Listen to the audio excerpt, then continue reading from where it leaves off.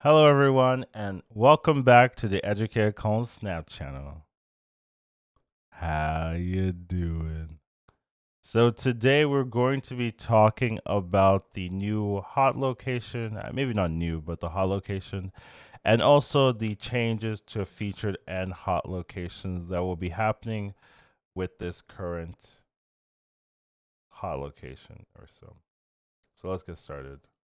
So first things first, Marvel Snap made an update where they're saying we're making some changes to feature hot locations. Both are now 24 hours and have a 50% chance of appearing. So this is different because hot locations used to be for 24 hours, but have a 60% chance of appearing, and then featured locations used to be for 48 hours and only had a 40% chance of appearing. So they're now kind of the same. It's kind of interesting. They're keeping the same naming since they both have the same appearance rate. But I guess feature locations are for new locations, where hot locations are the old ones or the ones that we already have in the game. So that's a pretty interesting change. I think it makes sense because most people were complaining, especially for feature locations, that they were 48 hours. And that would mean that at 3 out of 7 days were taken up by these featured or hot locations. And a lot of people really didn't like that because it kind of messed with your deck building and your deck design. There are a lot of locations that really denied people playing these specific deck archetypes, and if half of the days you really can't play the deck you want to play, that's not really a great feeling. So I definitely think this makes sense in terms of reducing, especially the future hot locations. I personally didn't mind it too much. I didn't mind changing my deck to kind of take advantage of it, but I can see where people's complaints would come from. So I understand the change particularly. Another change they are doing is they're also reducing new locations per season, and they're going to start using more existing locations beginning today with Nidavellir. So this one I don't really understand too much. I don't think people were really complaining much about the new locations. I think that wasn't really an issue. A lot of people liked seeing more new locations and seeing more options. I think it was really just the fact that feature locations are 48 hours that was really annoying people. So definitely an interesting change. I don't really have too many opinions. We'll have to see. I would definitely love to know you guys' thoughts on whether you like the changes and you like the reduction of new locations or things like that. All right, let's get into the actual location that was being added. We do have Nidavellir. I know I butchered it. So this has already been a hot location before, but they're redoing it again. Though a lot of players, especially me, that started global release, I think this came out at like very early in that release cycle, or you maybe missed it. So for a lot of players, this is going to be the first time you're seeing this location, and for me myself as well, I was like pretty new, so I really didn't get to take full advantage of this location. So definitely an interesting one. Cards here have +5 power, and I have a couple of cards to think about, cards to look out for in this location. So first things first, these are the ones where I'm like, ooh, you could maybe do something with it. So the two that really jump out to me are Iron Man and Venom. So Iron Man, right? It's gonna get 5 base power, plus it's doubling these huge stats. If you play Iron Man, your player doesn't have Iron Man, you pretty much win that lane. So it's a really nice way to just say, hey, this lane is mine. And then Venom, I also think is really strong. If you can flood the board early, and then Venom, you steal all those stats. So that +5 you're for each of those minions, you get that on top of the stats that you're already stealing. So you can easily make huge, gigantic Venoms that are going to be really hard to deal with. So I definitely think those two are the ones that jump out to me where you can really abuse this location with those two cards. And then Wasp, right? Free 5 power or free 6 power if you want it. It's a nice like surprise if they don't think, oh, you can contest the late. Ooh, free 6 power. Adam Warlock. right? No one's playing into that, you play Adam Warlock there, you win the lane, right? Especially with Wasp and whatnot, you can really start getting draw if you need that. Mr. Negative, you're reducing the downside of a negative play where usually it's a -1 power. And here it's 4 power, which isn't too bad. So you get that you lose a lot of that downside of playing Mr. Negative if you play it on a location that gives you plus power base. And then Jubilee, anything that can give you more power. I should put Brood in here as well. I guess I can type it in. But cards that summon extra minions means that you can kind of invest pretty quickly. Why is it not searching? Wow, everything's really slowing down here. But Brood, I would say, also works really well, right?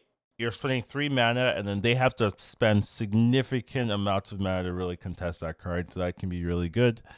Then we have Omega Red. Omega Red kind of seems pretty powerful if they don't want to invest in that location, or you play Iron Man or something like that. You're going to be spreading that power into the other locations. So that can be a pretty easy way to get effective value and stats from a 4-cost card. Then we have the Taskmaster. If you can make a big static card, the Taskmaster will copy all of that stat. So if you Venom and you get these huge stat, then you Taskmaster, you can bring those stats to another lane. That could be a really powerful play. And then Ultron is a really easy way to contest that lane without really putting in a lot of effort, right? You can really focus on other lanes, but then you play Ultron and you're putting 24 power on that on this Nidavellir lane. So that can be a really easy way, carefree, to just contest that lane without really focusing too much on that. So the Iron Man Venom, those are the ones that really jump out to me, but I think there's a couple other cool plays. And there's the Brood that we put in. Next up, this is more like counter strategies and more annoying strategies to do against your opponent. So, of course, we have all the destroy options. So, Elektra, Killmonger, Shang-Chi. Shang-Chi going to be probably very popular, even though it's already popular. You just destroy 1-drops, or you destroy the very high power cards that can easily be created with this location. Then on top of that, we have the move archetypes. So Juggernaut, Polaris, Magneto. These will move cards out of that lane. Juggernaut, you can play this turn 6. If they're trying to contest that lane, no, you don't. You win with the Juggernaut. Polaris, if they play a 1-drop, sometimes they'll play, Sunspot and Armor, and you're like, ooh, I wanna contest that lane, but I don't want to use Elektra or Killmonger because they're playing Armor or they're playing Cosmo in that lane. So you can Polaris and move that 1-drop to another lane, or that 2-drop, depending, to another lane. So that's another way of contesting very easily. And then Magneto, same thing. You move the 3s and the 4s to another lane. Should be very easy to get the win. The only thing is you have to make sure you are already fully locked in that lane, knowing that if you move, you're going to get the win, because you have to move. You have to use your energy in a different lane. And then next up, we have the lockdown. So it's turn 4, turn 5. Usually turn 5, you can play Professor X, lock it down. They don't get to do anything. Same thing with Spider-Man. You can lock it down. Spider-Man's a little bit nicer because it's cheaper, first of all, and then you can still make sure that you're winning that lane by playing into a lane on the next turn or final turn, depending on when you do it. So that's definitely one way of utilizing that strategy. Then we have the Valkyrie. Valkyrie is a little bit similar to Shang-Chi and whatnot. You just have to make sure that you're also targeting on an ongoing effect. So something like Valkyrie Ant-Man, right? Everything's going to be the same power, but then you get the Ant-Man buff and get the win.